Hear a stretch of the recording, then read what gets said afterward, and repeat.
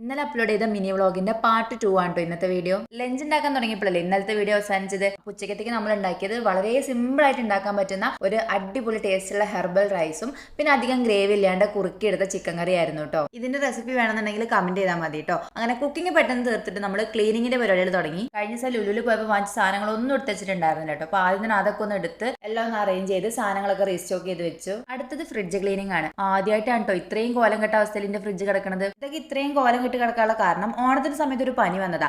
ആ പനീന്റെ ബുദ്ധിമുട്ടുകൾ 2 ആഴ്ച നീണ്ടു നിന്നു. അതൊന്നും ആക്കായപ്പത്തിനും പിന്നെ പീരീഡ്സ് ആയി. അങ്ങനെ അതിന്റെ വയ്യായ്മകളൊക്കെ കൂടെ ആയിട്ട് കുറെ ദിവസം മടി പിടിച്ചിരുന്ന ആകപ്പാടെ മടിയായി. ഇനിയും ഇങ്ങനെ മടി പിടിച്ചിരുന്നാൽ ശരിയാവില്ലല്ലോ എന്ന് വിചാരിച്ചിട്ടാണ് ഇന്നിപ്പോ ഈ ക്ലീനിങ് ഒക്കെ തുടങ്ങിയത്. അങ്ങനെ കുറച്ചു നേരത്തെ കഷ്ടപ്പാടിനൊടുവിൽ അലങ്കോലമായി കിടന്ന ഫ്രിഡ്ജിനെ ഒതുക്കി പെറുക്കി തുടച്ച് വൃത്തിയാക്കിയിട്ടുണ്ട്. പിന്നെ അടുക്കളയും ബാക്കിയുള്ള റൂമുകളും കൂടി അടിച്ചുവരി തുടച്ച് വൃത്തിയാക്കി. പിന്നെ കഴുകാനായിട്ട് രാവിലെ വാഷിംഗ് മെഷീനിലിട്ട തുണിയൊക്കെ എടുത്തിട്ട് ടെറസ് കൊണ്ടുപോയി വിരിച്ചു.